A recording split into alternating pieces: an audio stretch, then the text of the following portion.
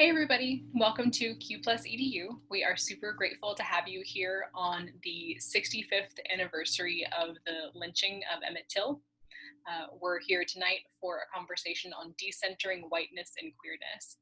Our original moderator, the founder of Q Plus EDU, E. Smith, is just starting school at Harvard this fall as a freshman and is unable to make it in to moderate as planned for this evening, so I will be stepping in to do that. My name is Frederick, my pronouns are they, them, and I am Out Youth Texas Gender and Sexuality Alliance Network Coordinator. So with that, I will kick it over to the panelists to introduce themselves. Hi everyone, my name is Ina. My pronouns are she, her, hers. I am the Health and Wellness Coordinator at Algo, and I don't know what else I should say. I was born in India. I was raised in Southwest Houston in Missouri City, and I've been in Austin for about 7 years now, I think. Jaden? Yeah, I can go next. I'm Jaden. My pronouns are they, them. I am a third-year PhD student at UT in the Black Studies department, and I study prison abolition. Other notable things about me: I was born in San Antonio. Both sides of my family are Texans, so I am very much have Texas running through my blood. I grew up in Tulsa, Oklahoma. So for my first 18 or so years, I was there, and I spent college in St. Louis, and that's sort of where I got my political education. Hey y'all, my name's Heron Kidane. My pronouns are she and her, and I am currently working with public health students. I just recently graduated in public health and social work, so yeah, excited to be done with that. And yeah, I'm just really excited to be here. I'm from Dallas originally, been here in Austin for a while now. But yeah, I'm really excited to be here and get a chance to talk with my friends and get to share some thoughts.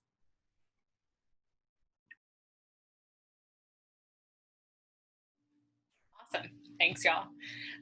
So let's jump right in.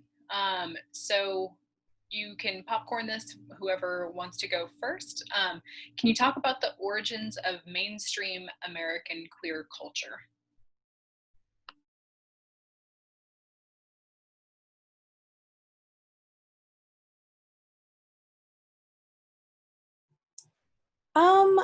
Honestly, I don't really know what the origins of mainstream American queer culture is, other than like co-opting from Black and brown folks.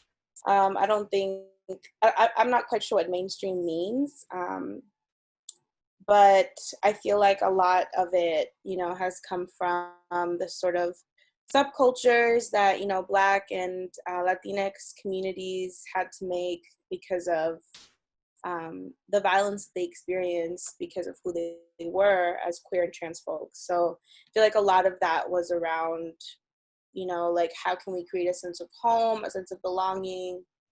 And I think a lot of what we see today, like drag culture and voguing and what we saw even back in the day, right? Of like white folks making voguing a thing or whatever has come from the work that these Black and Latinx, trans and queer folks have done. Yeah, I mean, Ina really sort of succinctly answered pretty well. Yeah, I would agree that if we're thinking about mainstream in terms of like Glee, that's like my gay era would be Glee. We're thinking about Glee or Pose or any of the number of sort of mediated depictions of queer and transness in recent history have been co-optations, really, of Black culture specifically, and the ways that Black people have formed community. So I'm thinking about houses and how like houses were formed not sort of were formed because people were in danger, and people needed ways to survive. And that came from building intra-communally rather than inter-communally. But I'm also thinking way before sort of the dawn of houses and ball culture to like the ways that Black, trans, and gender nonconforming people, at least that's what we would call them today, formed communities in like jazz clubs and speakeasies, and sort of there's always been an underground, particularly in the West, an underground sort of Black, queer, and trans community and spaces for folks to express themselves, particularly when sort of very clearly Black expressions of Black, queer, and transness were criminalized. Not that they aren't now, but more explicitly criminalized than they are now.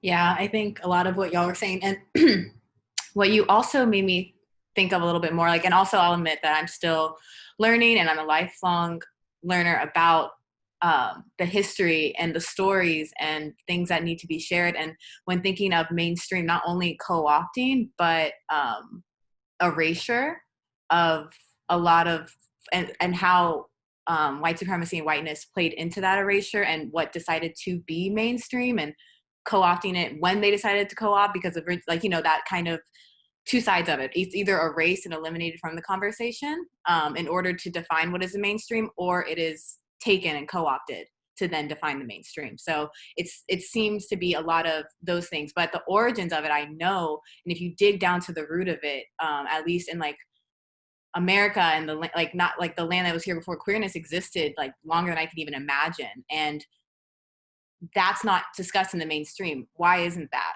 And I can only say that is because of white supremacy deciding what the mainstream narrative is, and that kind of either co-opting or erasure.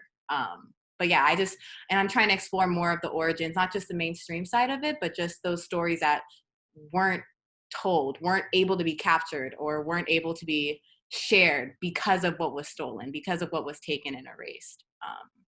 Yeah.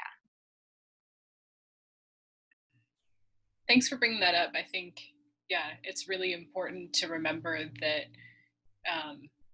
all of the Indigenous Native folks who were here before colonization had their own understanding of what gender and sexuality and sexual orientation meant for them. And many of those cultures that were here across the continent had third and fourth genders and understood people who were not, you know, in the binary to be healers and, you know, shamans, and really culturally significant and important. And I think that you're absolutely right. That's something that the, you know, mainstream just completely erases, you know, that white supremacy has just said, you know, that our American culture is not about those things.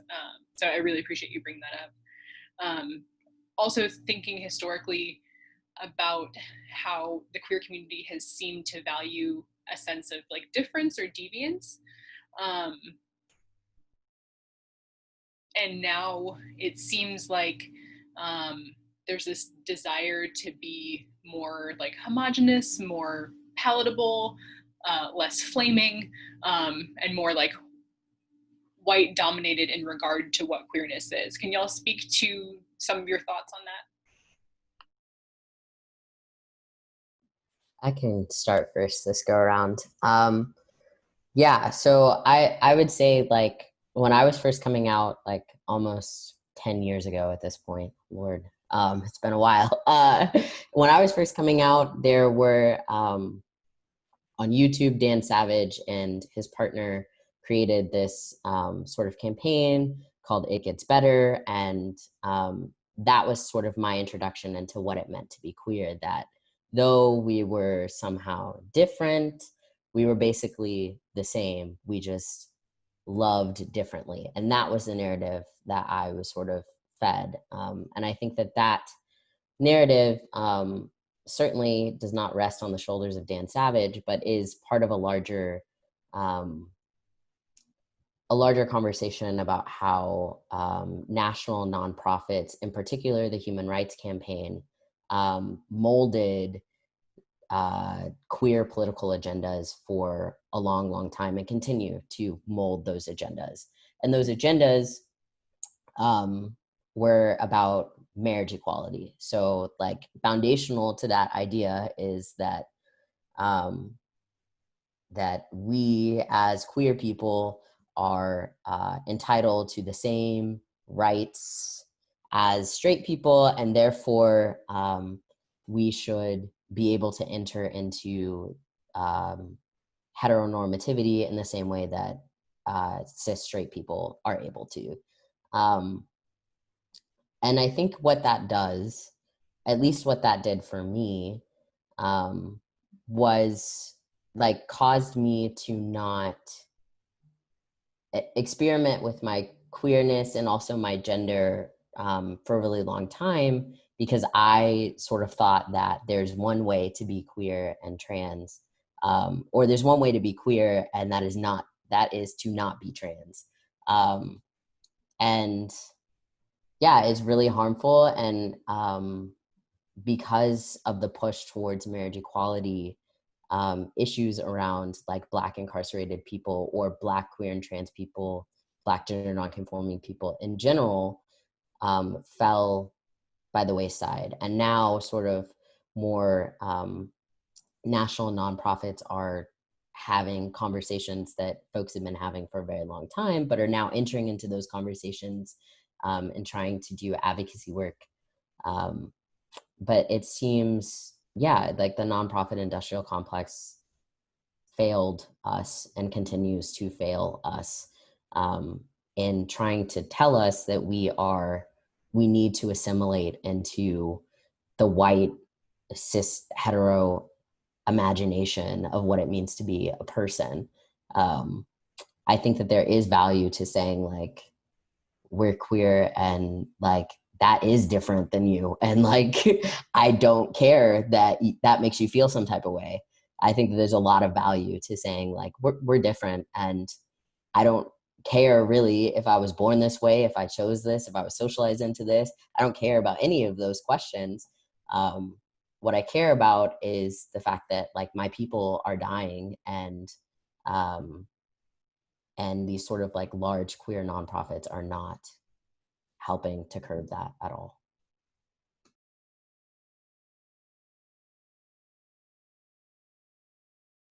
Yeah, I just feel so much of what Jaden just said, and like the word queer, like when I first really came across the word queer, it was in a book by Vivek Bald, which some of you may have heard or not heard. It's called The Bengali Harlem. And it's about, and I'm Bengali, and so I was like, oh, I really want to read this. And it was, he studied the migration patterns of like Bangladeshi and Bengali immigrants who came to the East Coast, but particularly New York. And they, started creating communities with Black, Puerto Rican, Latinx communities within the New York boroughs, and started having families and children. Like they had families back home, but then they had families here. It's just this beautiful book, so I really recommend it. I'll write it in here if folks want to look it up. But yeah, and Vivek Bald is a son of that history, and the word queer actually came up in one of the excerpts that he had shared with the reader in his book. A long time ago, this white, like real colonial white person was like, saw a Bangladeshi or Bengali man like biking down the street. He was like, oh, this queer dark-skinned man was biking down the street. And, I was like, wow, I never actually heard somebody use the word queer to someone like other than their sexual orientation. And I actually like Googled and was like, what does the word queer mean? And in Bengali we would say adbut, which means strange or different. And that's really essentially like, I feel like that's really the crux of like my own ideas of belonging and ideas of like being a queer person of color. Like my person of colorness is queer, and like being a person of color is queer in a world where whiteness or being white is seen as like the norm and the thing to deviate from. So it's like automatically as a person of color, I'm already a deviant person. Like I'm already queer. And So I just feel like that's something like Jaden brought up. I was like, yes, I resonate with that. And I just feel like, you know, we've always, as people of color, felt different, had a sense of difference because of these really horrible, violent, like, binaries that colonizers have set, these institutions have set for us. And we've had to mold ourselves to that in really horrible, like, harmful ways. And I just don't think of it as like a historically versus present. I feel like that's always happened. Like, it's always been a fight for diversity, for beauty, for inclusion, for celebrating our differences versus like this really homogenous, like, you know, nationalism, homo nationalism that like white folks have kind of brought onto us in these real institutional ways. So it just never has felt like, oh, this is something that's happening now. Like, we're now feeling like it's a white dominated narrative when we've kind of been feeling that for centuries now, really.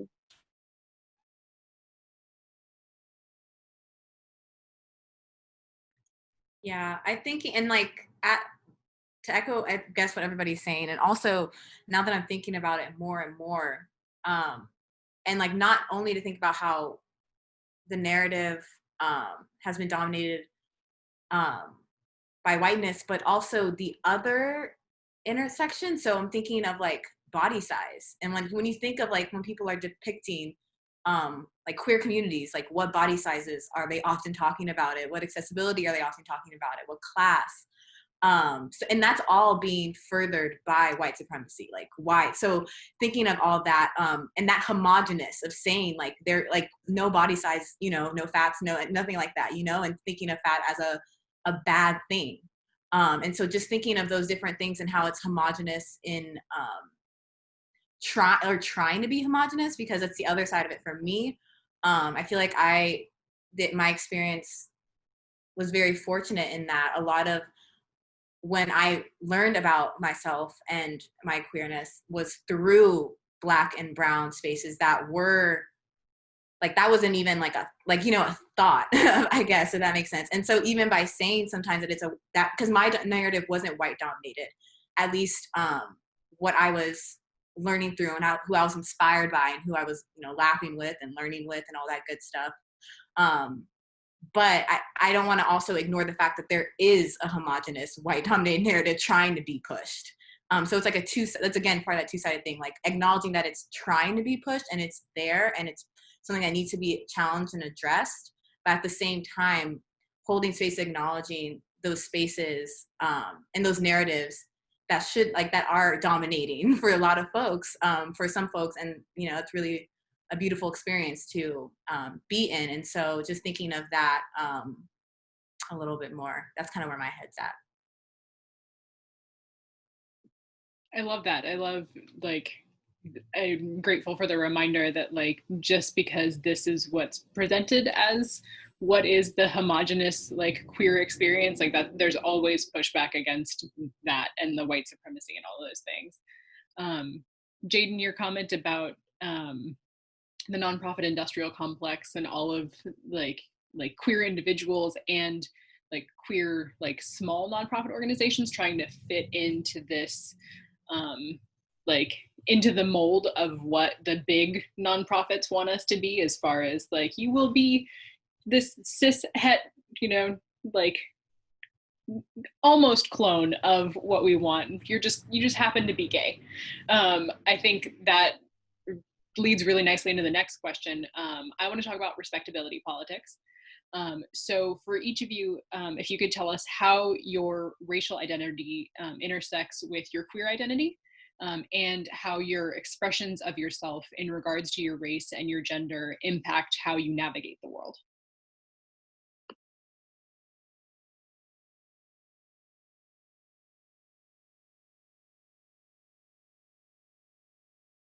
I can start. I'm still thinking about it because this is how I feel.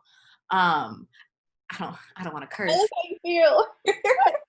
But I'm just gonna say I'm not a fan of respectability politics. And since I heard about it, I'm just like, my gosh, how awful, like to try to limit somebody, like, I don't know, like somebody who's supposed to, like, we're a collective, not a collective, because everybody has their unique experience, but there's a collective struggle happening to fight for, and to think that like folks are policing others based off of using another form of oppression to police somebody as they're fighting for oppression that's impacting us all. That's like, to me, it's like ridiculous. And I feel like being a Black woman, queer Black woman, I get mad a lot. And I feel like I have every right to be mad. And so when people aren't mad, I'm like, what? So to me, it's just unfathomable that it's happening, but I know it is. And so just, I don't know. I feel like also being a Black queer woman, I've been surrounded by friends and people who love me as I am, to a point where I'm like, my gosh, like this kind of feeling of being true to yourself, but also knowing that folks are with you in that, and they have their own, like, I don't know, it's just like something so beautiful and worth fighting for, and worth being mad about when folks can't get that. And when folks aren't allowed access to that because of, policing, like, spaces that are supposed to be queer friendly, but folks are still being transphobic, folks are still being racist and anti-Black. Folks are still saying, like, why are you mad about, like, why are you thinking about that so hard? So it's like, to me, it's valid beyond expression at the same time, because I've seen what it could be like for everybody. I don't know, I can see what that love could be like for folks, and they deserve that. And I feel like trying to respect or police how folks present or fight for that is ridiculous and shouldn't be used to continue the oppression that we're trying to fight against.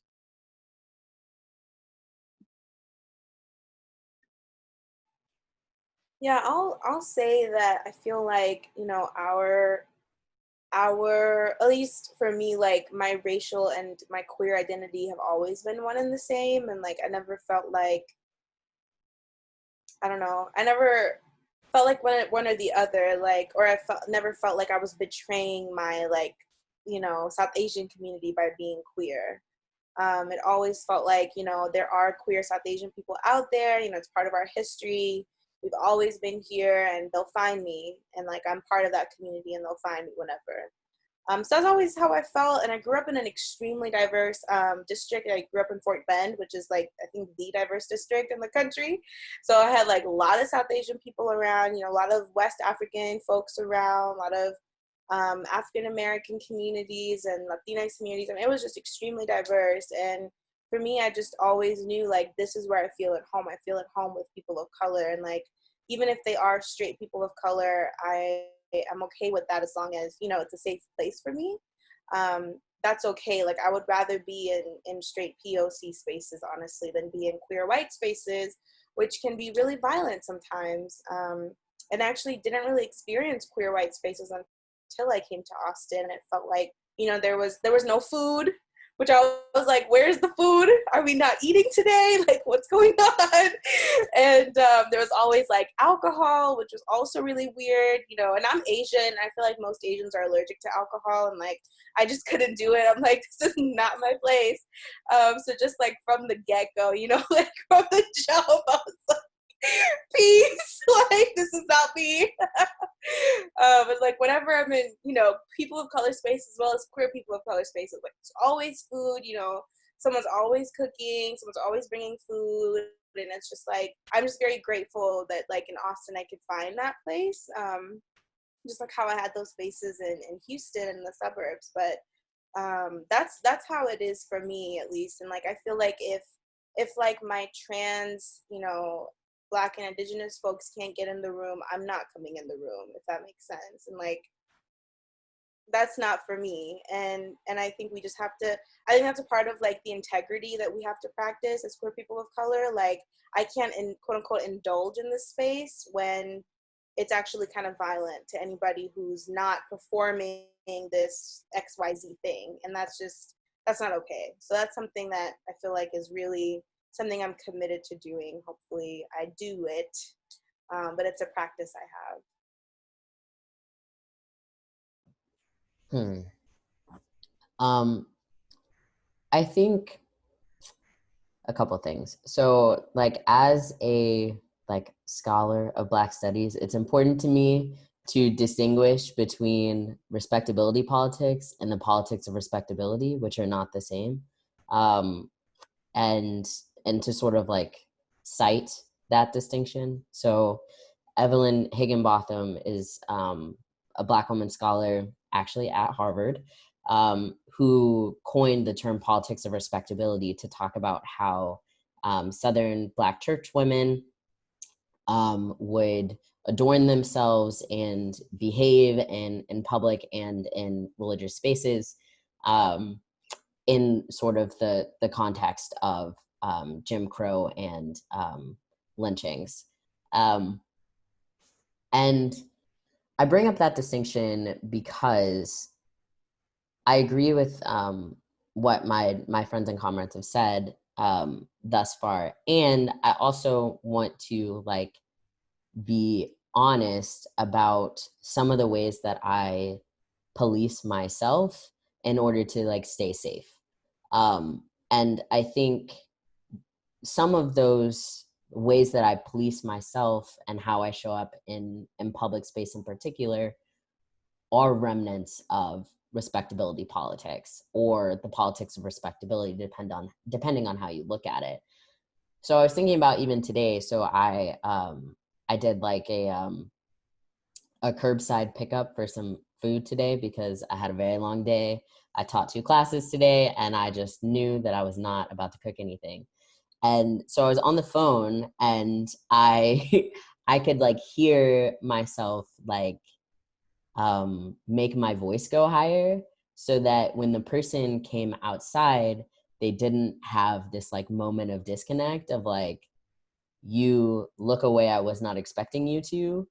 And then like that, because that moment where folks have a disconnect can be a site of extreme violence. And I think like as a Black trans person, I agree that like my race and my gender are one and the same, and I can't think about them separately, which means there are like 2 ways of looking at that. Like one, it's a point of connection with other people and a way to sort of organize, and it means that I have to be thinking about constantly like how the police or how the carceral state at large is going to interact with me when I like pre-pandemic would like to go to the bathroom in a public place. Like how am I going to handle that interaction that could potentially be like really awkward at best and like really violent and terrible at worst. And so I think like those are things that I have to be cognizant of all the time. And I think sometimes that policing of myself shows up even when I'm not intentionally making a decision to police myself, but there's something inside my brain and inside my body that says, okay, let's limit the chances of something really terrible and tragic happening to me. Yeah. Thank you, Jaden, for like giving us that context and reminding us of the vulnerabilities that a lot of folks in our community face on a day-to-day basis in everyday interactions.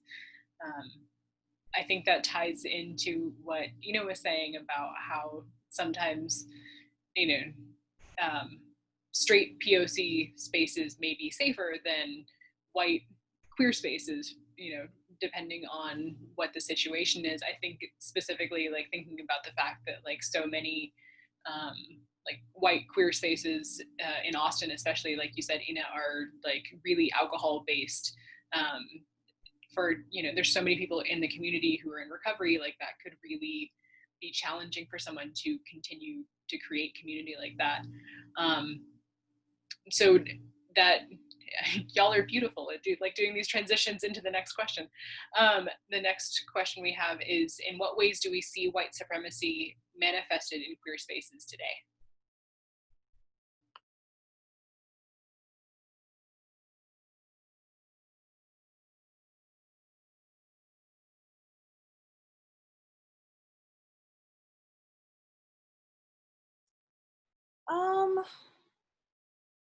It's hard because it's like kind of like asking us like, I don't know, the question is feels like a trick question because we all are kind of living under white supremacy. So it feels like it's manifest everywhere. But maybe that's the context that we also need to tell folks, like, is part of the question too. Like, you know, something that actually my partner and I were talking about yesterday, or maybe the day before. I don't know, the days are all melting together. But I was like, oh my God, I can't believe like I'm gonna, you know, be a year older this year. And I was telling her like I'm gonna be older and like I don't feel old and I hate this thing of aging when I still feel really young inside. And she was like, you know, she was trying to get me to, you know, tell her like what exactly does that mean. And I was telling her, well, you know, I still feel like baby Ina is in there, like wanting to be loved. And I feel like that need of like, I need love, I need love, I need love. Like that's going to be something that I carry with me until like I'm a 50, 60, 80, 90, 100 years old. And I'm just like, when am I going to grow up? Like, when am I going to be an adult and not have those feelings? And something that she told, like, she was just like, you know, Ina, like we live in a white world. Like we have to live in a world where oftentimes we have to hide like these basic needs, like the need of being loved. Like, isn't that a need that, you know, you would always carry with you? And just how how hard it is for us to like live in a world that really wasn't made for us in mind, or like made for any of us in mind, right? Including white people, but especially for queer people of color. You know, we come from a culture that's real deep, real rich. It goes back, like in time, and it's like our ideas of what am I trying to say? Like the way that we talk to each other, the way we interact with each other is so full of love and like compassion. And it always just feels like it fills my heart in such a way. But when I'm in spaces outside of queer people of color spaces, or like kind of in the quote unquote real world, everything just feels really harsh. It feels really like abrasive. You know, I feel like I have to be someone else and like hide those needs. And just like my partner's response was just like, you know, that's something you're always going to need, and it's the world that's wrong. Like the world makes you feel like that's not something you'll need, when, you know, you always are going to need empathy and compassion. So I just feel like that's probably the main way that I'm like, you know, recently have been meditating on like, wow, white supremacy will really have you feeling like the most basic things are somehow like the most luxurious things to ask for. So that's where I'm at.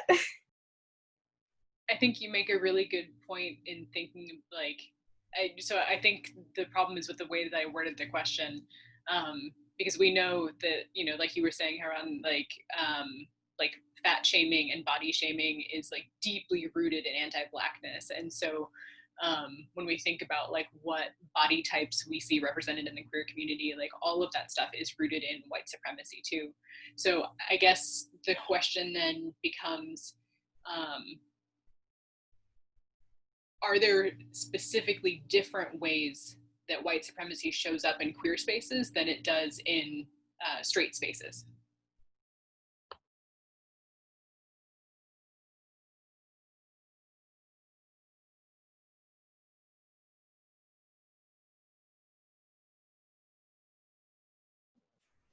I I don't know if it's white supremacy as much as it's like neoliberalism. And like I think the way that so if we take for instance like a regular degular pride parade, for example.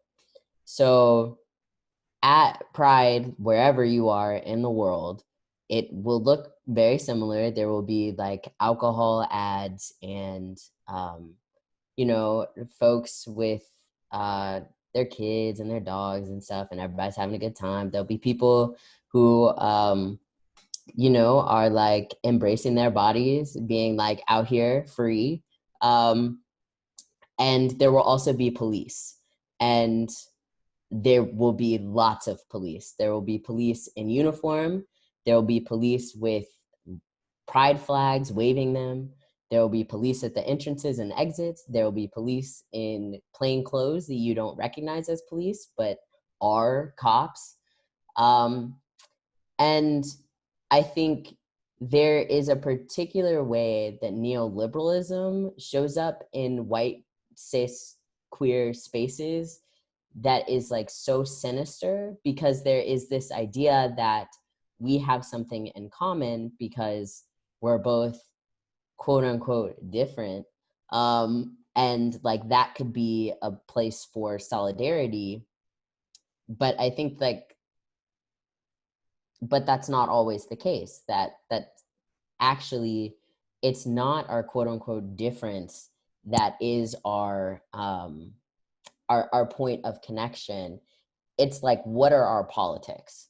Because I actually don't know if me and you can form, or like our organizations could form solidarity with each other if your politics are that you think it's okay that the cops are at Pride, or you think it's okay that a lot of folks' understanding of even the AIDS crisis is that it ended. Like, if that is your politics, then I don't think that we can actually align, even though we share the same sexual orientation or gender identity. Because politically, I don't understand you, because cops have no place in Pride, because Pride was an uprising. And the AIDS crisis didn't end. It ended for white, cis, gay men, but it did not end for the vast majority of the world, who are still dying at absurd numbers because the United States has hoarded important medical research and also supplies and is not given that to the rest of the world. And even to like Black poor folks within the United States have not increased access to AIDS medication. And yeah, I'm ranting. I'll stop. No, something, okay, I'm just saying this real quick, Huron. Something that Jaden just made me think about is like, I think the biggest, like, I don't know, like, it just is such a side of pain for me, but like one of the biggest kind of, I don't know, tricks that white supremacy performed was convincing people of color that queerness is a white thing, to the point where like we can't, like, we're not the faces people think of when they think of queerness as people of color, you know, they think of white people, and that's so sad. It makes me so sad. Okay, I'll let you go ahead. I'm sorry, I had to say that. Yeah, that's definitely important to highlight. And like what Jaden was saying though was like specifically with that statement about cops at Pride and like why, and it's how white supremacy is manifesting in that queer space specifically is like the allowance. You're basically allowing racism, anti-Blackness, and transphobia to be happening in a space that you deem queer friendly, but it's not queer friendly to Black and brown queer people or trans people. So because of the fact that you know the violence that they've done and continue to do and have built big, oh, I was about to cuss, big structures to do, you know, they literally like, you know, they've committed to this like violence. And so, and also thinking about capitalism and pride. And that's something that's like also been on my mind a lot because of how white supremacy is manifesting in queer spaces, how, you know, businesses are now, you know, saying that they are queer friendly and they're down for pride. And, you know, thinking about the messaging of that, but also at the same time when Black folks have been dying for years, it's been crickets. And there are folks, and not to mention there are Black people celebrating pride, and it's like, so it's like, you know, but it's only like half, we'll accept like, you know, one aspect of you, you know, so for capital though, it's not even for like rights either way. So it's like they tricked again with the tricking in queer spaces, thinking that like, oh, these businesses are in solidarity with us because they have a rainbow flag, they are offering a 20% discount during June, you know, different things like that.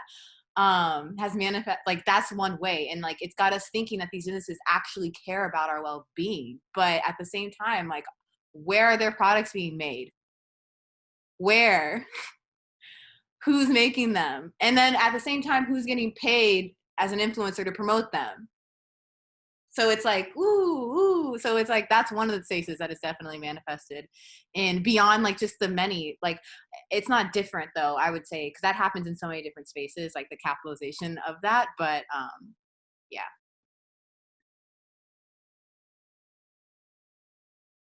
Oh, somebody said AAV. I was gonna say that too. I was actually thinking about like one of these moments. I don't know if I should say it specifically, but it was just like one. It was with a cis white man, and he just kept calling me the B word. He's like, yes, like, you know, he kept saying to me, and I'm like a person who I hold these, like, I don't know, I'm still a Black woman, and like, you're still a white man calling me that. And like, if you don't recognize that dynamic, and this is the first time we met and I do not know you, you cannot call me that, period. But but they say like, oh, it's just a part of the culture. Whose culture though? Who's saying, like, who's been saying these things and like referring to each other like cis, you know, different things like that. Like, you know, like, you can't call me cis. You can't. So just different things like that. Yes, so somebody mentioned that. Thank you.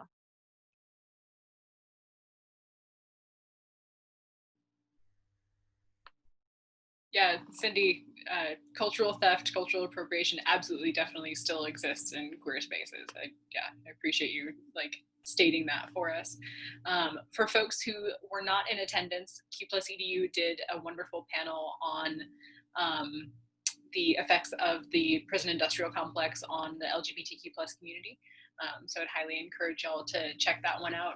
We also recently did one on LGBTQ plus immigration activism. So other topics that are related to what we're talking about here today. Let's see, we've only got about 15 minutes left, so I want to move on. How can Black and Brown folks create space for themselves to experience their queerness in a way that feels authentic?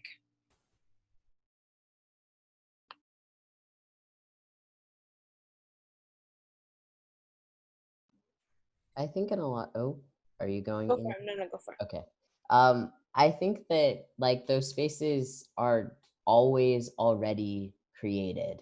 Like from a very, very micro level, I'm thinking about like my friendship and comradeship with my panelists. Like we kick it together and we form those sort of like micro communities together, and we don't need to have like a Facebook group. Like we found each other, and like we will be friends as long as we are alive. And like that, those sorts of ties can't really be manufactured in a like, let me go looking for like the Black trans queer people. Like we find each other. And I think that that's what's so special, particularly about Black and Brown queer and trans people, is that we don't need to have like we don't need to send out a carrier pigeon. We just naturally find each other. We're in some space where somebody's doing something annoying, and then we are like, who's the person who also thinks this is annoying? And then we find each other. And then we find out that, oh, this person is actually queer. Like, I didn't know, but I figured so because I like them. And yeah, I think that's what's so magical about us, is that we just do it naturally. And maybe there's some like sociological cues that we pick up on or something. But I like to think that like our spirits just get gravitated towards each other. And like in that we form friendships, we form partnerships, but we also form like organizations, and we struggle together that way. Yeah. Yeah, I just want to pick up. I feel like something that Jaden reminded me of is like, you know, we're definitely, there's this coalescing and kind of moving towards one another. And as me as a non-Black person and a non-Indigenous person, I do feel like oftentimes there's harm that's also caused within, you know, queer people of color communities. But you know, a lot of what I feel like our work has been, at least in all that I've experienced in my time being in queer people of color communities, it feels like we really work hard to hold ourselves accountable to stuff, hold each other accountable, and like not dispose of each other. Like, I feel like we just don't have the luxury, or I don't know if it's luxury or like privilege. I don't feel like it's a luxury to throw people away, but maybe a privilege to be like, I'm done with you. You know, I think that culture it's hard for us. It's really toxic, and it's hard for us to keep up with that kind of culture. And in queer people of color communities, especially, you know, within the most like impacted communities in our world, like Black and Indigenous like people who are queer and trans, we cannot throw those people away, because the outside world, whatever harm they have caused us, will never be worth the harm that the outside world can cause them, if that makes sense. And I just feel like that's the kind of work that we do. We're not disposing of people. You're not, you know, you're not replaceable. You're like, we need you, and we want you to stay with us so that we can continue building community. And I will say that like my own personal experiences of like being in community with Black and brown queer folks has just been so fulfilling, and they're out there. You know, if y'all are here, y'all can come to all go events. Like earlier today we had 2 queer and trans Latinx healers in San Antonio, like talk about queer how queer plants are and how queer nature is. And like they did an herb walk, and we got to talk about like all of the indigenous plants that they're planting and taking care of, and it was just so beautiful. And like we cried. It was just so beautiful. And you know, there were straight people there, there were white people there, there were queer people of color there, but actually, no, there were not white people there. It was only a people of color space. But in those spaces, we really like build with each other. Those spaces already exist. Like I hope I pronounced their name right. Leisha said in the chat, like we already have those spaces, and I just feel like it's about, you know, just venturing out a little bit, you know, doing some Google searches, asking around, but we exist. Like we're really out here. We've been, you know, building community and doing events and coming together for a long time.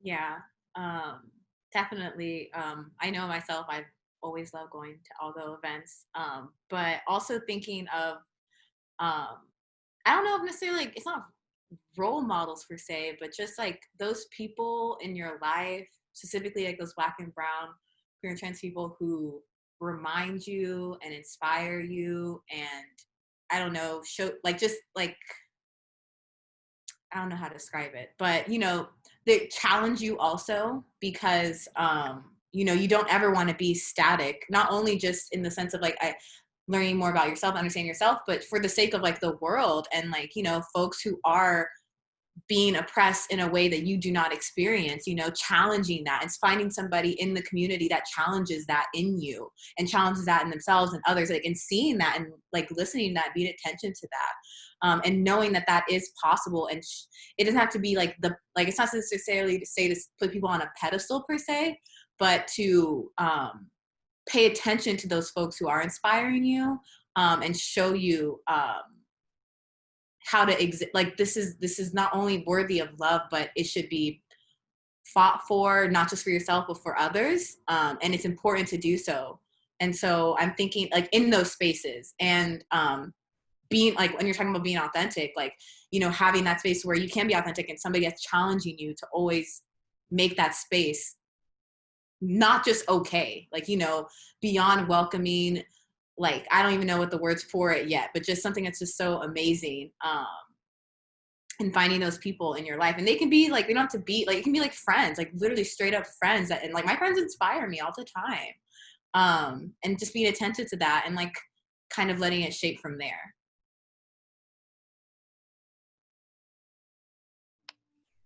Thanks, y'all. I was gonna ask if you had like tips or tricks for like young queer people of color who feel like they don't know any other queer people of color on like how to find community, but I think you covered it.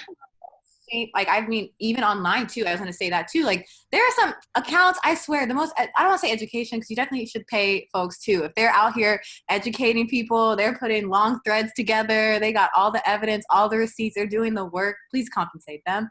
But also, like, give them their flowers now, celebrate them now.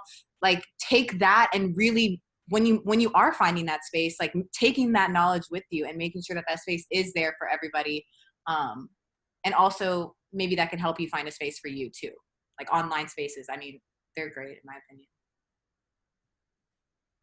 Yeah, I would agree. Like, I learned a lot from like YouTubers. I know that like young people today probably don't watch YouTube anymore, but like TikTok is probably your like learning source. So like I learned a lot from those people. And even though like I never actually reached out to them personally, like I think even just having a space where someone somewhere said something that felt like familiar was really comforting for me as I was like coming out as a high school student at like an all white Catholic school in Oklahoma, where like, yeah, I mean, I don't need to go into details about what that experience was. You can probably deduce it was not great. So like, yeah, having online communities, but also trusting that like, even if you were like the only out person that you know who's like Black or brown, like trust and believe there are queer and trans people around you. They just may not express their queerness or transness in the same way that you do. And that doesn't make them any less valid. It just means that like, yeah, it means that you maybe need to change the way that you relate to people. But yeah, there's so many different ways that we can find community, even when it feels like super isolating. Yeah, I would say I think it's really hard for people of color in general to find mentorship and to find, people who are older than them, experienced, can kind of guide them. I think it's just really hard in general, but even especially when it comes to like queer and trans people of color, it feels even harder sometimes to find that. So I do understand, like if you're struggling with finding that space, that's so real. Struggle is real. We I think will have all kind of experienced that to a certain extent. And I think the only thing I can say when you're experiencing that is just be patient and like just know like what Jaden said exactly. Like there's so many people in high school that I hung out with, like we were really close. We were all part of debate.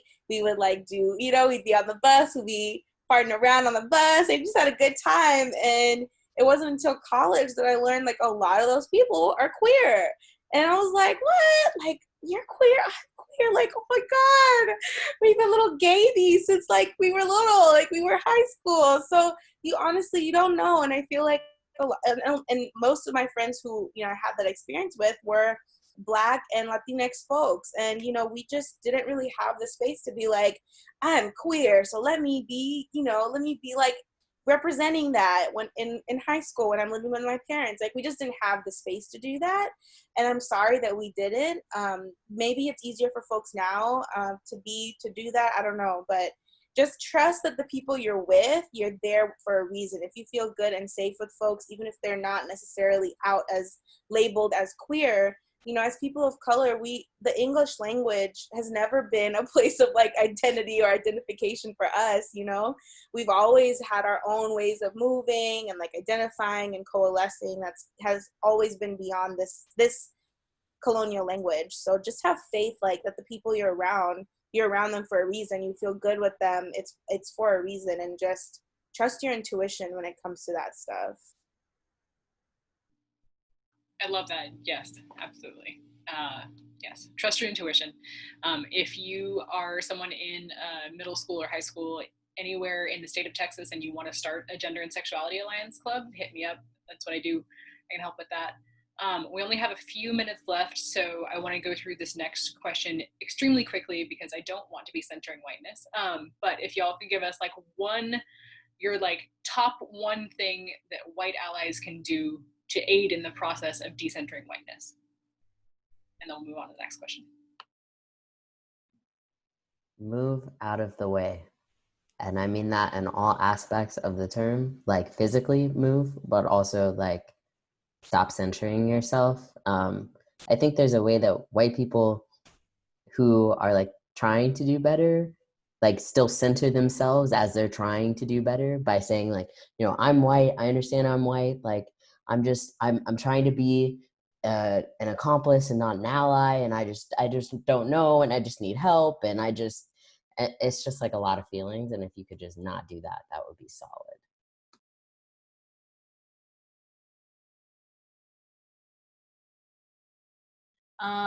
Yeah, so similar to that, like that kind of decentering requires, giving up things, power, space, privilege. And I know it's something that a lot of white folks either don't want to do, like they know they need to and they don't want to, or they haven't come to the realization that they are taking up so much space yet. But that's also the privilege of not knowing that they're even how much aware of how much space is also a privilege. So really not only checking that, because it's like, what good is checking your privilege do if it's like not actually gonna lead to the next action? Like recognizing that you do have power and privilege in the space. Okay, well then what are you gonna do with that? Like, so then that's where it comes to stepping, like literally moving aside. And then one of the things I was thinking of is I think what I've been seeing a lot online is like a lot of folks with like what's been happening now with just like my gosh, I just hope it doesn't get memeified is what I'm saying, is that like the like literally the oppression that white people are doing to Black and brown bodies, like on straight up like camera, and or just, and it's, and a lot of white people will say, or not a lot of people will be like, oh my gosh, I hate white people. Like white people be like, oh my gosh, I can't stand white people. Like, oh my gosh, like not, I'm looking away. But it's like, you can't look away. That's you, that's y'all. You can't detach yourself from the system that, and the institution the house that you're born into. You can't detach yourself from the house that you're born into. And so when folks say that, it's like even saying that's a privilege, because if a non-white person said that, they would lose their job in an instant, so really thinking of the privilege in being able to say that, and how being able to say that, it brings it back to centering whiteness, but also like distancing yourself from it at the same time as being like, that's some other thing, that as if there was something that they couldn't play into. So really being mindful of whenever you are then calling in or calling out in whatever language you like to use for, people who are implementing and using oppressive tactics, because of their white identity, because of white supremacy, really acknowledging the connection that you do play into that. And does that mean that you're also, but yeah, that's kind of where I'm thinking. I'll say one, because you said keep it short. So. Yeah, I have nothing to add to that. That was great. Thanks, y'all. So we have 2 minutes left. If y'all want to give a closing statement, or if you would rather answer the last question that we have in the pre-written stuff, which is, what can we do to alter the larger national and international conversation about what queerness looks like? So feel free to answer that or leave us with other thoughts. But thank you all so much. And I don't know why we didn't schedule this for an hour and a half. That's okay. I'll be really quick. There's already a lot of work happening in the world and in this country. Like if you're Asian Pacific Islander, totally look up NCAPIA, National Queer Asian Pacific Islander Association. And if you're somewhere out in the world, just Google. Like Google is your friend. If you have that ability, please do so. And yeah, come check out our events at Algo. We're having some really cool virtual events. We're actually having an event on Sunday called Supporting Ourselves Through Self-Care Tools. So I hope we can see y'all there.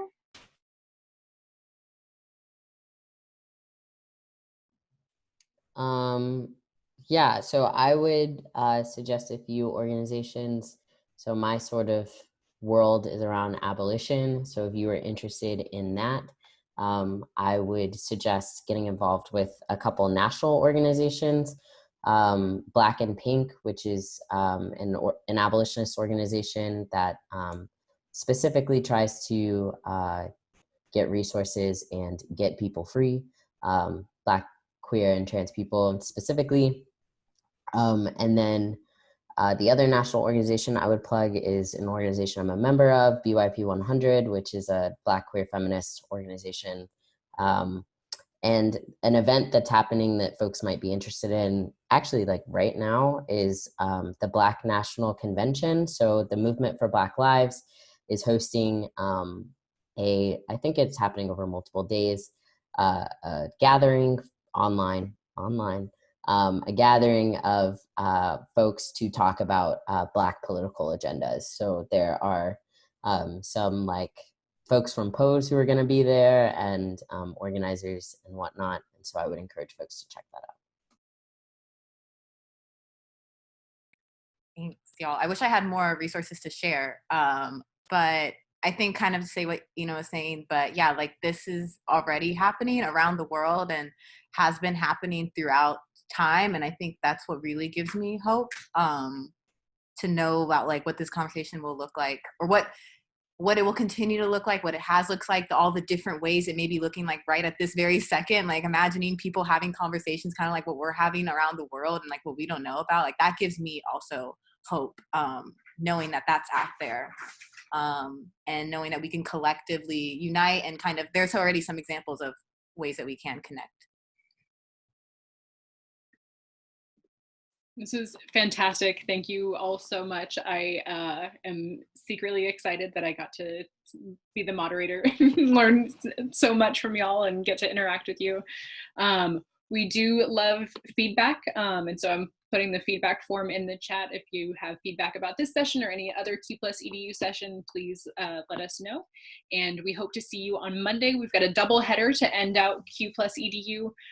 We have a Queers in Tech panel and a panel for educators on knowing your rights around how to talk about queerness in Texas classrooms. So thank you all so much. We really appreciate all of our panelists and your time and energy. And yeah, we're really, really grateful. Thanks, y'all. Thank y'all. Have a good night.